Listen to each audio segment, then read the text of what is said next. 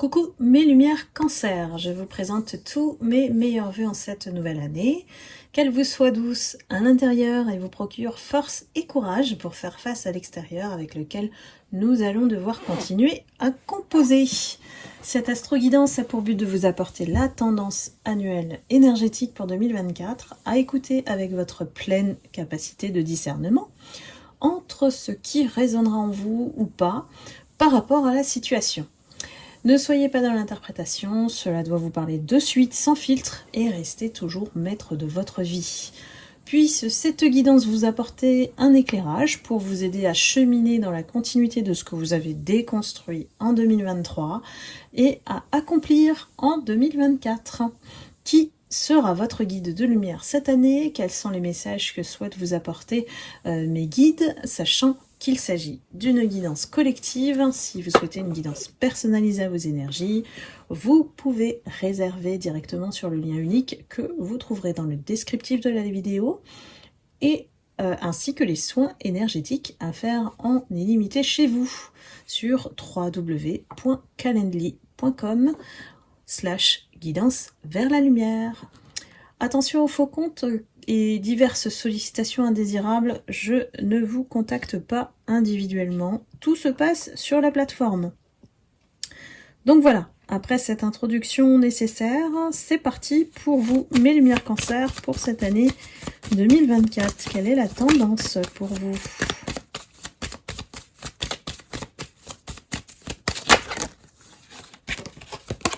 Alors, nous avons la Lune. Nous avons la Lune. Alors la Lune en plus vous influence énormément mes lumières cancer. C'est très présent dans votre signe. C'est comme si peut-être vous reveniez vers vous-même. Peut-être que la maison est importante, la famille est importante. La Lune vous apporte aussi un éclairage sur ce qui est caché, des révélations. Il y a aussi peut-être des parts d'ombre en soi à travailler. Donc l'année 2024 pour vous va être très émotionnelle. Alors attention, hein, voilà. De toute manière, vous êtes un signe d'eau. Donc les émotions, c'est votre dada, quoi. Ça traverse votre corps. C'est tout en énergie chez vous. Donc à vous de savoir peut-être les maîtriser, quitte à, voilà, s'il faut pleurer, ben pleurer, voilà. Ici, il y a beaucoup d'émotionnel et peut-être des choses à vivre aussi en termes relationnels. On va aller voir quel est l'ange qui vous accompagne cette année, qu'est-ce qu'il vous conseille.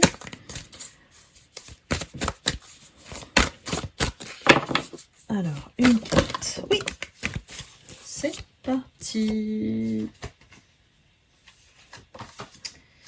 Eh bien, j'ai quand même un tirage assez tristouné pour vous, hein, mes lumières cancer. On vous dit, alors votre mantra, c'est « Je suis miséricordieux envers mon prochain ». On vous dit qu'il faut vous pardonner à vous-même, toujours commencer par soi, et à tous ceux qui sont dans votre entourage. Je crois qu'il y a vraiment un gros balayage qui continue, peut-être qui a commencé en 2023, et qui continue parce que c'est pas fini. Cet entourage-là, peut-être, est toujours là. Donc, voilà, essayez ici de voir le bien chez les autres et de leur accorder le bénéfice du doute. Alors, à vous de voir, bien sûr, chez certaines personnes, il y a d'autres qui ne changent jamais, donc à vous de faire le tri. En tout cas, on vous dit de vous ouvrir au sentiment de compassion et puis de faire appel à votre sagesse intérieure pour considérer l'autre, voilà, comme un être vivant, un être humain. Plus vous allez pratiquer la tolérance vis-à-vis des autres et plus vous allez répandre votre lumière, votre joie. Il y a aussi une prise de conscience que vous provoquez chez les autres, peu importe qui, hein, que la bonté peut se trouver en eux. Donc ça, c'est exceptionnel, hein, si vous arrivez à générer cette prise de conscience, surtout chez les personnes toxiques, eh bien, votre mission sera accomplie, j'ai envie de dire. Parce que là, on vous propose effectivement aussi de vous libérer de vos douleurs, de vos souffrances, de vos problèmes, d'accepter en fait ça comme un cadeau divin pour rebondir vers autre chose. On parle de résilience évidemment, mais de ne plus en fait accorder autant de j'ai envie de dire misère à ces personnes qui ne le méritent pas. Voilà, soyez toujours dans la tolérance, mais voilà, parfois il vaut mieux rester loin de tout ça. Sinon, vous allez encore vivre des hauts et bas, parce qu'avec la lune, eh ben là, on vient vous titiller, on vient vous tester hein, avec votre sphère émotionnelle, hein, parce que vous êtes des êtres sensibles, mes cancers. Alors, ici, le gardien de la lumière, il a sauté tout de suite. Ce sont les sœurs, les flammes jumelles, angéliques siamoises, les Myriam, ça signifie les bien-aimés. Elles sont chacune le miroir l'une de l'autre, et puis ce sont les anges qui sont apparus. Un Marie-Madeleine pour l'histoire, près de la tombe de Jésus. Et ces anges, lui, ont parlé directement et l'ont aidé à dépasser son chagrin, afin qu'elle soit capable de communiquer avec Jésus après sa mort. Donc ici, les sœurs Myriam, j'ai envie de les appeler comme ça. De toute manière, elles sont vêtues comme si c'était des sœurs effectivement religieuses. Elles peuvent nous aider à surmonter les nuages de la peine. Donc ici, c'est aussi un moyen de surmonter les nuages, de soigner les chagrins de toutes sortes. Et puis, l'idée que... L'idée qu'on ne nous aime pas ou qu'on ne nous accepte pas, en fait, c'est pas une faute en soi de ces personnes hein, voilà, qui sont face à vous. Parce que j'ai vraiment des personnes qui vous malmènent en fait. Bon, dites-moi, hein, c'est pas pour tout le monde là, mais j'ai un entourage peut-être qui s'acharne sur vous injustement. Et les sœurs Myriam vous invitent ici à surmonter en fait tout ça, quoi. Surmonter tout ça, même si ça vous fait de la peine, c'est pas de votre responsabilité, c'est de la leur. Donc, elles sont présentes autour de vous, elles vous entourent cette année hein, de cette lumière qui est sainte, hein, religieuse, et pour que vous puissiez retrouver un sentiment d'union avec l'esprit. Donc ici, vous êtes aimé de manière inconditionnelle par l'univers, donc ne vous posez pas de limites et soyez dans un espace sacré de pardon et de guérison profonde. Donc, bon, je ne m'inquiète pas pour vous. Pour moi, vous avez fait le choix de voir la lumière du monde hein, et ça va vous aider à vous faire grandir davantage. Voilà mes lumières cancer. On va regarder au niveau de la mission de vie où vous en êtes. Quels sont les conseils ?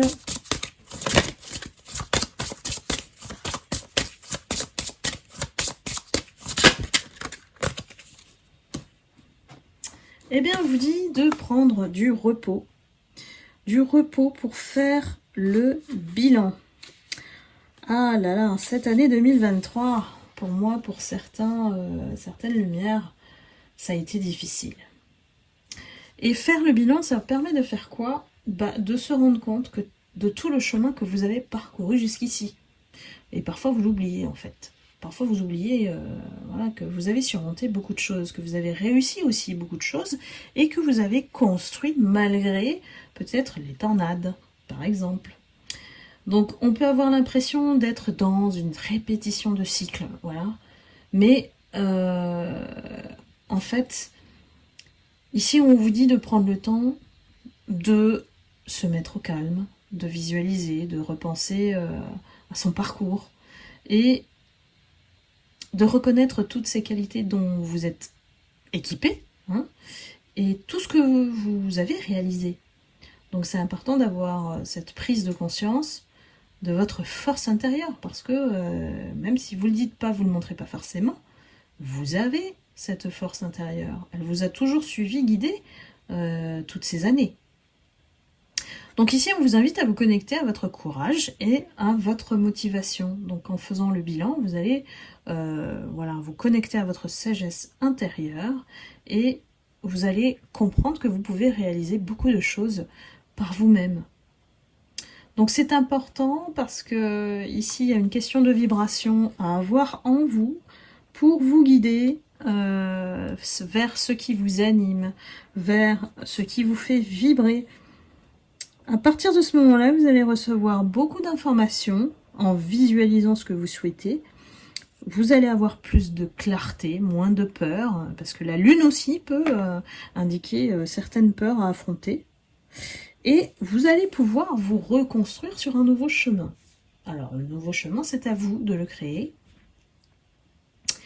Et pour réaliser vos projets, c'est important, voilà, de se poser, je le redis. Peut-être que c'est pas assez. Parce qu'il y a parmi vous, beaucoup de personnes qui sont épuisées, en fait. Beaucoup d'énergie qui ont été mises à rude épreuve. Donc épuisées, fatiguées. Donc vous pouvez avoir l'impression de ne pas avoir le droit de faire des pauses dans votre quotidien. Voilà. Ici, c'est la vie quotidienne hein, qui vous malmène dans ce rythme-là. Et parfois, votre énergie, il n'y a plus de batterie. Donc faites attention. Donc on vous dit de prendre le temps de créer un espace intérieur où ce sera votre refuge, calme, positive.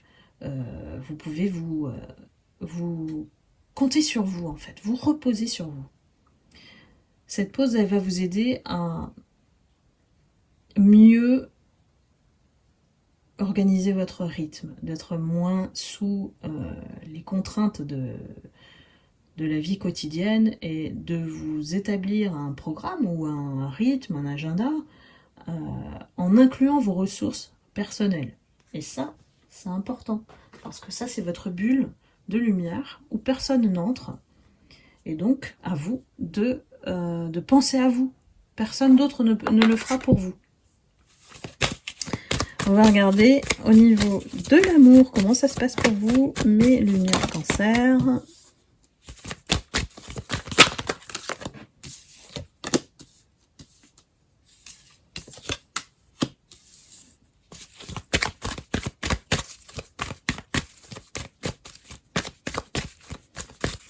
Il y a toujours de la jalousie autour de vous. Alors, c'est quoi cet entourage-là?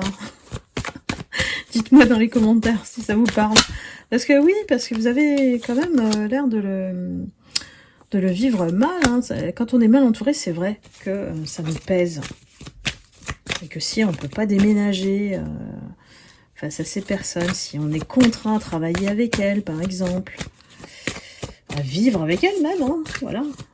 Les collègues, c'est des personnes avec qui on vit 5 jours sur 7, de 9h à 18h.